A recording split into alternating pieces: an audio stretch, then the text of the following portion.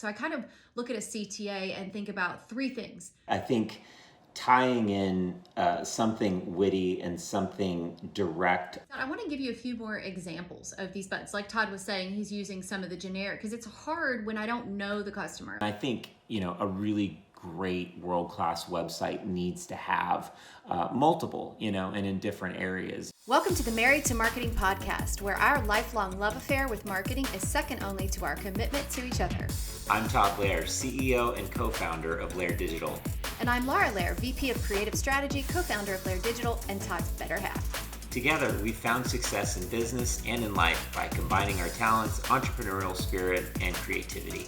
Whether you're a marketing newbie or a seasoned pro, Married to Marketing is the podcast that'll have you flexing your creative muscles, pushing boundaries, and thinking outside the box. Our mission? To equip you with knowledge, tools, and strategies that will skyrocket your brand's success. Let's dive in. And this episode is on calls to action, a very important aspect of just about all lead generation.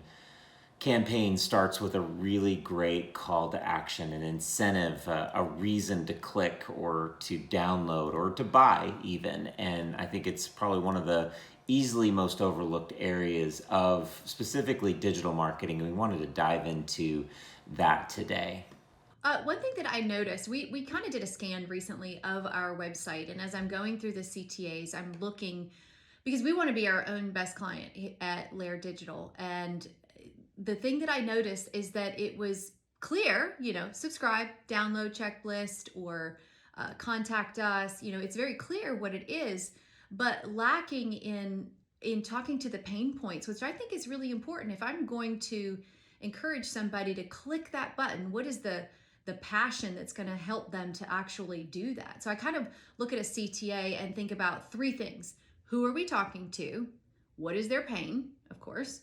And then how are we helping them? And then what results are they looking for? And that's what I really like for the button to be. And you can have the same offer, but it to be really for multiple different people, it's the wording that changes. And I think this is sometimes missed when we are writing a CTA, writing the language, and really truly thinking about who we're writing it for, why we're writing it, and what's going to compel them to actually push that button. So you're not a fan of my favorite and the most classic call to action content being get started, get started now? No. No. And in fact, if you ask those questions, like really what are they looking for that's going to help them to push the button? So if it's an ebook, but this ebook is about, let's say it's how to build and execute a strategy for trade shows and events. Like, what is the end result that they're looking for? Why do they want this ebook? Because they're struggling with lead generation at trade shows, obviously. But really, they want to attract their ideal customer at the event, and they want to find out what they need to do before, during, and after. So the button is actually, I want to get more qualified leads. That's what's going to compel me to push that button. I don't want to say download ebook, right? What I want is get more quality leads. So when you're thinking about a call to action, what's really going to call somebody to action is not actually downloading an ebook, but the fact that by downloading it, they're going to get more quality leads. So why not make that the button? Absolutely. I think tying in something witty and something direct about whatever the offer is, or it's either a call to action, to download something or to listen to something or subscribe to something, or it's what we call a direct business offer, like, talk to sales, get a quote, request for proposal, whatever it is. And so there's got to be something witty there related to it. So, I think of like the plumber, right? Like the plumbing, like fix my leak. That's a great call to action instead of get started or contact us, fix my leak, if that was, the issue, or if that resided on a page all devoted towards leaky faucets or what have you. One of my favorites is actually a bidet company, and they really have nailed down their user, the language that they're talking to, the buttons, because when you're buying a bidet, it's because you want a cleaner, right? You can fill in the blank there, and they really fill in the blank there, and some explicit language. It always cracks me up. It's funny, I'm always looking at marketing and creative ways to use marketing to really attract your ideal customer. And voice and tone is really important when you do that. Obviously, your call to actions. I mean, it's fine if you say download. It's fine if you say free trial sign up, because that's the product, but it's not really the action. So you're identifying the action the user takes, but it's not speaking to the end result. And I'm a much bigger fan of speaking to the end result, is that I want this specific result. Let's talk about some of the things that the way that you can change language based upon who you're talking about. Like an ebook that we use is called 24 Pro Tips to help you take charge in your marketing role. Well, I could say download ebook. Of course, this is going to work. If it was a checklist, I could say download checklist. But really, if I'm looking at a product like this, isn't it because I want to be a better marketer? Because this ebook is about streamlining internal processes, improving ROI with better KPIs, and keeping up with marketing tasks that are derailing their day. So we're there to help. And this is what our button says: be a better marketer, versus download ebook. Again, there's nothing wrong with that, but it's really nailing and really thinking about it. If you think about it for a minute, when you have any type of offer, whether it's an ebook or a checklist, if you put your customer in front of you and think about what do they want, what is the end result that they want to get from this, it's going to be a much easier and much more relatable, and you'll get a better conversion rate from your CTAs. Yeah, I think, low hanging fruit, a great place to start with, like, what do I do? How do I don't want the get started, and I don't want the contact us. I want it to be clear for the user, but I want to be above average. I want to be more than vanilla. Every company, and I would say every marketer within a company, is looking for competitive advantage, a leg up over the competitors. Go to your competitors' websites and see what calls to action they're using. And if they're using the get started, download now, contact us, get a quote, then there's an opportunity for you to spice it up. So you don't have to go nuts to where your leadership or your management, looks at you cross-eyed, or looks at you side-eyed about it. But if nothing else, if they're using the generic CTAs, then that's a great place to sprinkle in some creativity and like you said, Laura, speak to your ideal audience. Well, what if you have multiple customers like we do? Here at Lair, we serve a lot of different industries. We serve construction, manufacturing, financial services, and SaaS, just to name a few. So what if I have a marketing checklist and I want to customize this marketing checklist for, a couple of these different industries? Maybe I want to customize it for each industry specific to what they need. Well, my language is going to change in the CTA, but also the button. So for instance, if I'm going to make a construction marketing checklist, the pain point here and what I want to say is that homes don't build themselves and leads won't come in during the off season without digital marketing, because that's the pain, right? Both need the help of a team and a checklist so the foundation is solid.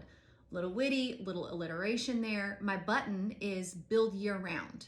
Okay, so this is a marketing checklist specifically for construction. The pain is that I'm not able to build year round if I'm not participating in marketing. Well, if I want to use that same checklist and customize it for manufacturing, my language will be different because it's a different end result. So for manufacturing, I might say something like, you manufacture a great product, but so does your competition. So who wins the biggest share of the market? The one who knows how to reach the ideal customer and win more sales online. So the button in this case, they're both checklist. The button in this case, I would make something like dominate my industry, because it's specifically for manufacturing versus construction is build year round. I'm customizing my CTA for the end result that each is looking for, because that's the result you'll get by using a marketing checklist specific to your industry. Well, if it's financial services, the pain point is different. I want to keep my client list full, and a marketing checklist would help them. So the wording in this case, again, 3 different marketing checklists for 3 different industries. My wording is a little bit different, but nailed down to specifically their industry. So let me give you some wording for financial services. The financial services market is noisy, so how do you rise above the competition and keep new leads coming in? Digital marketing. Grow your financial services business with our simple checklist. Button, keep my client list full. So same checklist, all for marketing, customized for each different industry, but the wording changes, and the button changes based on who we're talking to. Again, so let's go back to these 3 questions. Who are we talking to? What is their pain? And how are we helping them? And then what result are they looking for? That's the button. And that's really a true call to action. Yeah, that's great. And how about another one? I mean, speaking specifically to, yeah, that's great. Hopefully somebody will download our content, and even better, they turn into a customer. But what about people that I wanted to specifically direct to my pricing or my estimate, request a quote or talk to sales or contact us? In the software space, we talked about manufacturing and finance. What about software? Typically it's a demo, right? Or free trial sign up, or, free demo, free trial. Let's talk through some ideas there to help those that are really trying to get more demos, more trials, or if nothing else, just more inquiries, where sales can interface directly with a prospective future customer. Well, when you talk to a SaaS client, Todd, what do you think? And this is how I would work. So I worked with our editorial content manager, and we work through each one of these, and we really believe in the power of collaboration. And so as we were talking and we're looking at something that really could work for each industry, we're asking these questions. So if Todd and I were going to collaborate and work on this, some of the things that we would talk about, with Todd being in sales, what is the number one pain point for the SaaS industry? Yeah, I would say getting more subscribers, getting more users of their technology, of their platform, of their software, of their app, whatever it is. They want more users, more end users. Which essentially is more sales, because they want to sell that app. So for instance, if we have an ebook that's dedicated to SaaS, how to move leads through your SaaS pipeline, the button might be more sales, please. If we're a SaaS company and a SaaS company needs to create a button, it depends, like you were talking about, Todd, what specifically is the product that they're offering? Is this a software that's going to help me in a particular way? Is this Yeah, software? I've got one for you. Yeah. So let's say that this software helps home improvement professionals like contractors and renovators and remodel companies communicate better with their customers. So these are already customers that have hired this company to do a job, and this platform enables their customer to text message them or send a message through a central messaging service that this app could provide. Because I'd say the pain point for the contractor or the remodel company is maybe they do great work. They are awesome in their craft, but maybe they're not the best business people, and more specifically, it's communication, keeping up with not only all the communication, but the different mediums and types of communication, because every customer is different. Some want to talk to you, some want to text, some would rather chat, some would rather talk with your office manager, so having those different options available to your customer, so that you don't, most importantly, this is a pain point, the company, the contractor, doesn't want to miss communication in addition to being able to manage all the communication. So because that, even if they do a good job, the customers can remember it. Were they proactive about communication or not? You and I have been through the home renovation and improvement process, and we've worked with different contractors. And I would say if we had a bad experience outside of the job being bad, it was maybe the person that we talked to or were hired didn't communicate with us that great. So this platform solves for that. What do you think would be some good calls to action if a contractor's like, oh, I got another 3-star review and we did an amazing job? Never miss a lead. Never miss a lead again. Never miss a lead. The first thing that we do is I start typing like on a blank piece of paper. I mean, obviously you can use a pencil and write, but I generally work on a shared doc, a Google Doc, if I'm doing this with another team member, an account manager, or content editor, and just start writing those things like, never, the fortunes in the follow-up is what we're talking about, and they're missing it. So never miss a lead. don't lose emails anymore. Like I would just start jotting down the the things that I know is happening that they want to not happen anymore. But I mean, the first thing that comes to mind um, is to they're losing leads. That's the problem. Like, and that's the question that I would ask. I say the number one problem is that we're missing emails, we're missing um, text messages. So in effect, we're losing leads. It's also about communication and keeping the communication lines open with the customer. So the button would be speaking to that particular pain of not losing leads anymore. You know, what you said something that's one of my favorite quotes, so I wonder where you got it Really from. not But you. not me. Fortune is in the follow up. It absolutely is. And speaking of call to action, I mean that's a great idea for above the fold, above the bar, better than average call to action. If whatever it is, the offer or even the solution helps improve or talks about or it's included in a list of many features, follow up to any degree, that's a great call to action text to get somebody to click. Like, yes, follow up is hard for me, and yes, I want to make a fortune. I'm going to click this box. But there's another thing. It could also be build better relationships. And I would just start listing them all out to see what resonates. And then sometimes when we start listing these out, like the fortunes in the follow up, be a better, build better relationships. Maybe it's never lose a lead. Like I would start listing all of these out because we're going to use some of this content to create the text, not for the button, but also for the call to action itself. So you're just listing out all of the things that this construction company owner is trying to not lose leads anymore. We would start jotting all of this out because you will use some of it that you don't use for the button. Like for instance, I mean, I might say we all know the fortune is in the follow up. We know that we're losing leads every day. We can't get to all the text messages, the emails get lost. Like I would speak all to that pain. Again, going back to who are we talking to, what is their pain, and how are we helping them, and then what result are they looking for. So we would use all of that content to build what we're going to write for the CTA, and then the button for as well for the CTA. Never lose an email.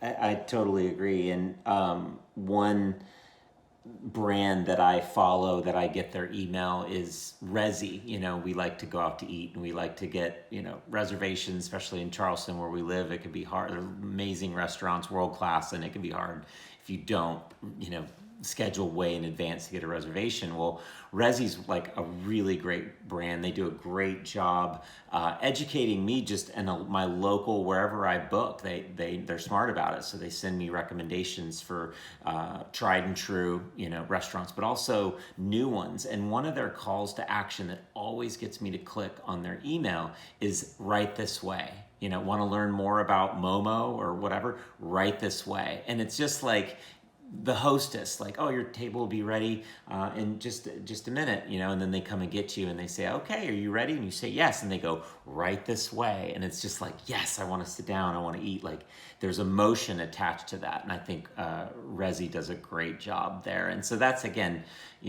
a great call to action story that I think more marketers, and us included, need to use as inspiration to step up our CTA or call to action game. Make it more relaxed instead of saying yes or no. What about sure? Right. So that it's just like right this way. It's a little more conversational and a little less, especially if you're asking somebody for their contact information, just changing the language to be more relaxed and say sure is helpful.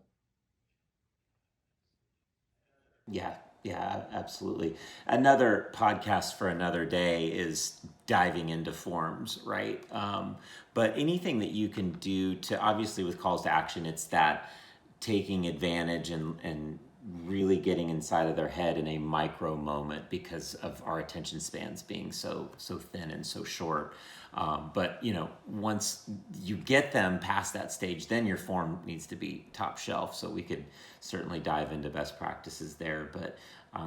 But with calls to action, there's so many on a site or on an asset posted on social media or in a paid media ad. Let's talk a little bit more about the different types of calls to action that we see, because it's more than just a button in an email or a graphic on a website. There's different formats, there's different forms that calls to action can leverage. And I think a really great world-class website needs to have multiple, and in different areas. You definitely don't want overkill, but you need to have different formats and different types to grab people at different stages of them being on the website, but also, like you mentioned, different stages in their journey. Some want to talk to sales, some don't. So there needs to be different formats. And we've all seen the I'm getting ready to leave the website and there's a pop-up or a call to action box, and that might be fine in some instances. For me, it's kind of annoying because I'd rather just leave the website and not have to click one more time to get out of there. Not if it's going to save you money. Would you like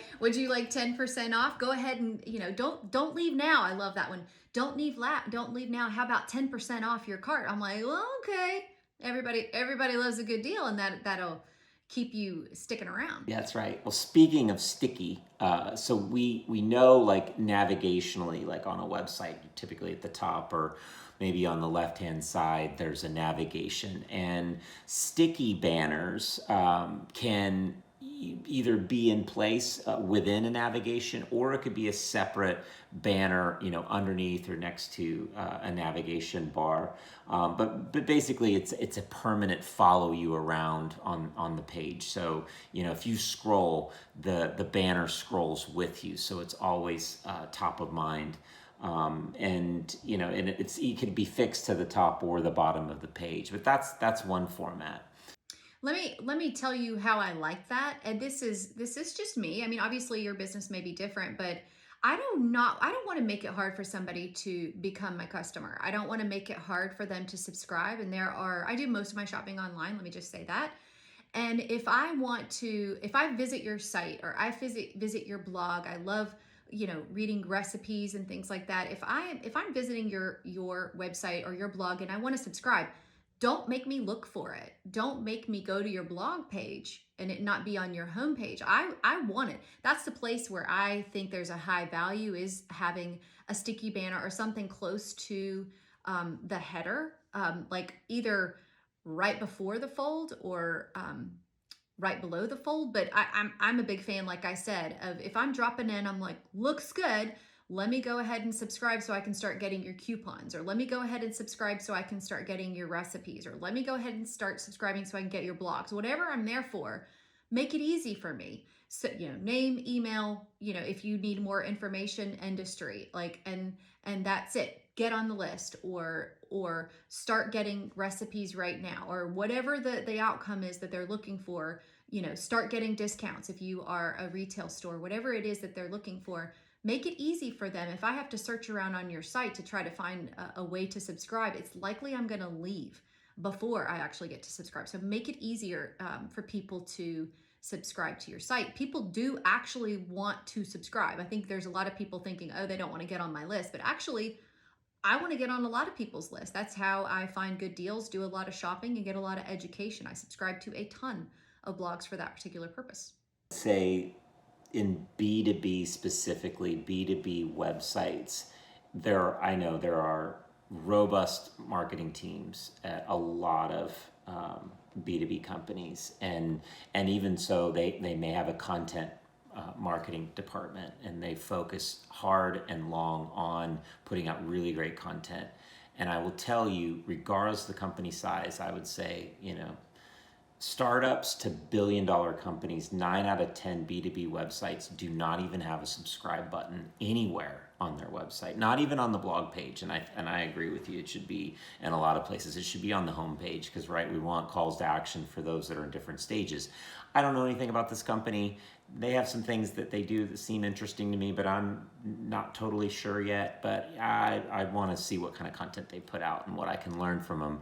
Let me subscribe at a minimum, at a minimum. Other than that, then there's nothing for that person to do. And we've got to make that, as marketers, more readily available, and at a bare minimum, put it on your blog page. You work so hard crafting newsletters and creating blogs. Give people what they want, and I think, I don't know what it is, like it's missing from marketing checklists or website launches. Like, okay, maybe even before a search bar. Well, I think marketing is actually missing from most people's websites. I mean, that's one thing that anybody that's listening to this podcast should do is, we can do a marketing assessment for you. It's free. It's 20 minutes, but man, have a marketer look at your website. Have somebody look at it and go, I can't subscribe anywhere. I mean, even, the sticky banner is one way, but there's also a pop-up box that if my cursor's going up to the little X to close out your website, that pop-up may pop up and say, wait, don't go yet. Don't you want to get all of our freebies or get on our list, or don't you want to get whatever it is that pops up to let them know that they can still get that? There's a lot of different ways for us to give them that opportunity. But having a marketer look at your website, they would be able to point out a lot of these missed opportunities to grow your lead generation. Yeah, one thing that I like, kind of sticking on this subscribe call to action, is leveraging the amount of customers, or at the very least, like contacts that you have. And so I'm thinking of one client in particular that we're doing a marketing strategy exercise with right now, and they have 400 plus commercial customers.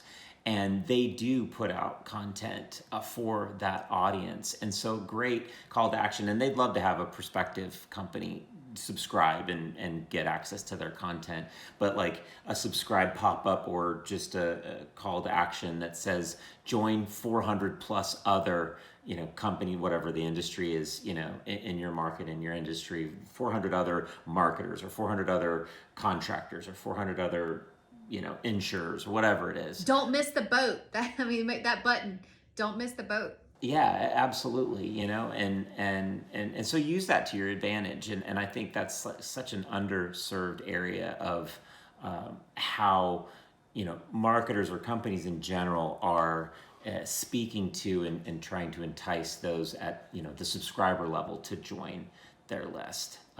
Add some edification there, maybe even some social proof, of like, I look forward to their newsletter every month, or I look forward, like we get so much, if you think about the compliments and the niceties we get about our content, we could use that social proof, within its own. Obviously we want to use happy customers, but enticing more people through the content that you put out there. And again, I always think about how hard we work to produce content, and for it to get missed, because there isn't a subscribe button, or maybe there is, and it's just a boring subscribe button, and somebody thinks, why should I do that? Well, like, the last thing I need is one more email, when maybe that's the email they actually need to get.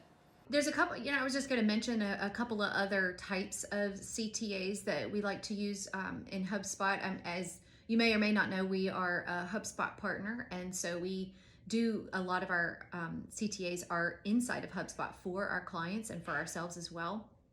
And there's also a slide-in banner. You can have it kind of whoosh in from one side, and the banner will remain as the visitors scroll across your page. So it depends on what your goals are, whether or not you want to use a sticky banner that stays like at the top or at the bottom of the page, a pop-up box that appears maybe when they go to close it out, maybe it pops up after 30 seconds on the site. You can kind of choose the way you do that. The slide in that comes in from some corner of your website, or even an embedded. You can embed a button inside your content. So let's say I'm inside of a blog and I want them to see it. I can embed it right inside the blog on any specific page. It doesn't have to be a blog page. So there's a lot of different ways to use CTAs, different places to put them. At the end of the day, this is really what we want our website to do, is to convert. And this is where a call to action, like creating that passion, like what's going to make me push that button. That's the way that we want to create CTAs, is to create passion in the user It's just, I can't not push the button. Right. Yeah. And I mean, I think too, like somebody listening to this is probably like, okay, I get it. Like, yes, I can definitely get creative, and I'm already creative with subject lines and emails. Like, I get this call to action. But what calls to action do I use and where? And you hit on a couple things that I wanted to mention. Um, Two specific areas. One, on your website, maybe specifically your homepage. You know, like that's our biggest impression. That's our biggest chance to get somebody to convert. But then two, within content, inline content, like blog posts or maybe a longer pillar page that's got a lot of content and links to different areas. We want people to convert on the homepage, and we certainly want them to convert when they maybe find our content through search engines and they go directly to the content. They skip the homepage. So on the homepage, I think there are different website visitors who are in different stages of their journey. So some are ready to talk to sales, and some aren't even in tune with what their problem is. They're experiencing symptoms. So you need to have calls to action for those audiences, and hopefully you've got those audiences defined as buyer persona profiles or your target market, total addressable market, and then within that your ideal customer profile. So what's the messaging that's going to motivate them? So think of it like this. You've got somebody in the very beginning. They don't even know what their problem is, let's say, or maybe they do, but that's the extent of it. And they're hoping your website has some information to give them a quick solve without them spending money or additional time. So maybe that is that free checklist, or at the top of the page, or, if there's a little blurb about, what you do for who, then there's something for them to do. Because too many pages, you just scroll, there's nothing for you to do except click to the next page, and they don't even know to do that. So maybe that's where we inject the subscribe, join 400 or thousands or tens of thousands of others, and subscribe to our content. Maybe that's something right away. Further down, after you've kind of started to slow introduce your product, your solution, maybe your case studies, whatnot. Maybe there's an ebook or a content offer of some sort. So it's a little deeper than subscribe. It's actually somebody that maybe is well in tune with their problem and now is actively considering solutions. So maybe that's a how-to ebook, like you mentioned, the 24 tips and tricks to own your marketing role. So somebody wants to do better in their job, or somebody wants to get past the stigma that marketing doesn't do enough or what have you, and so they really want to step their effort up. And so that offer and that call to action would be for them. And then maybe at the bottom of the page, like above the footer even, there is that direct to business offer, like contact us, get a quote, and I'm using the generics now, but the purpose of that call to action is, I am actively looking, like, in the navigation, it's going to say, contact us, or whatever the creative call to action is to interface with the company. But at the bottom of the page, maybe above the footer, should be that direct to business offer.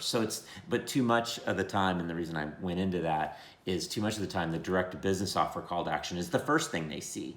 And so somebody that's, adverse to that, okay, what's next for them to do? And if there's nothing, then you lose them. And that's why we see so many websites that have maybe good traffic, but little to no leads, each month coming in, because it's a simple conversion problem, and calls to action solve that. And before we kind of close this out, I want to give you a few more examples of these buttons. Like Todd was saying, he's using some of the generic, because it's hard when I don't know the customer. Like, I have to know, what is my product? What is their pain? Again, let's go back to those questions that we're going to ask over and over. And I'm a big fan of putting those questions in front of you before you start working on writing the text for the CTA and writing the button for a CTA. For it to become compelling is to remember those points. So let me give you a few examples of what your button could be. And I'm going to give you the text. These are ebooks. So this is all an ebook. Now, every single one of these buttons could say download ebook, right? What's another one that you would put that's generic other than download ebook? Get my ebook. Yeah. Download your copy. Yeah, something Generic. Okay. So these are ebooks. Let me give you some examples. This one is one that we offer at 6 Steps to Market Your SaaS Product. So again, let's talk about the pain here. So here's my text is: you've spent years researching and developing your awesome software product, but how do you take it to market? We can help generate leads and sales with a SaaS marketing strategy. So the button is market my SaaS product, because this is what they need. This is what they're looking for. All their time and money has gone into R&D. We're going to help them market their product, and they're going to use this ebook to do that, right? So instead of download ebook, market my SaaS product. Let's talk about another one. And maybe it's content. Maybe it's for a marketer. It's a content marketing workbook. Okay, content marketing. Where do you start? You need ideas, a long-term strategy, a promotion plan, and the ability to track and optimize your results. The button is become a content creator, because this is, instead of download ebook, this is what the content marketing workbook is actually going to help you do, is become a content creator. And isn't that what every marketer really wants to be able to say, is that they are? What about one for websites, like 25 website must-haves? The button here could be download ebook, get my ebook, download 25 website must-haves. But really what I want is to optimize my website. So that's the button, optimize my website. An ebook on HubSpot, the button is become a HubSpot superstar, because that's what this book actually is going to help you do. When it comes to setting a marketing budget, the button is build a better budget. So I want you to think like, okay, what is the end result? If it's blog templates that I'm going to give to a marketer, my button is make my life easier, because that's why they're downloading these templates, is because they want their life to be easier. So not only is the button, but the text. I'll give you one more: an essential website launch checklist. Launching a website redesign can feel like jumping out of an airplane without a parachute. What if you had a checklist so you don't miss a single detail? And the button is save my website launch. You see how much more compelling it is? It's really a true call to action when you're addressing the pain and you're solving the pain, versus download now. That's my favorite one. Download now. Don't do that. Todd knows, and definitely our team knows. So I hope that it really helps you. I'm going to push it back over to Todd to see if he has any last thoughts there. But my thoughts are to be creative, to not forget about your customer and who you're talking about. A lot of times as marketers, or if you're a marketing department of one, if you are an agency that's working, if you work in a company and there's a couple of you, a lot of times we're just checking off the list. I need to write this, I need to create this button, they need to be able to download this, but we're forgetting about the customer in all of this. And those questions, again, who am I talking to, and what is their pain? How are we helping them? And then what result are they looking for? That's going to be my button. And if you always keep your customer and what you're solving and doing for them and what they're paying, if you keep that top of mind, you're going to write a much better CTA. You're going to have a much more compelling button. And in turn, the reason we're all here is there's going to be more leads, more deals, and your company's going to grow exponentially. Yeah, I think just what I'll say in closing, and I think probably marketers would agree, that are in a role in a company, is your customer doesn't care about your mission statement. They don't care about your mission statement. They don't care, how experienced your executive team is. All of that stuff has a time and place, so it is important. I do agree with that. But what they care about most is what's in it for them. Can you solve my problem? Can you help me identify my problem? And then where do I go from there? And that's where these creative messaging tactics with calls to action come into play. And keeping them short and simple is important as well. But then also, explaining what they're going to get, past that button. And then, another day, another podcast on forms. What are they going to get when they fill out that form? What's in it for them? How is it going to make their job better? Their life better, if that's the audience. And keeping it simple is the key. Absolutely. Well, thank you for listening. We'll see you next time on the Married to Marketing podcast. Take care, everyone. Bye now. That's a wrap on this week's episode of the Married to Marketing podcast. I'm your host, Laura, along with my husband and partner, Todd. Don't forget to subscribe, rate, and review our podcast. Your feedback fuels our passion and keeps the marketing fire burning bright.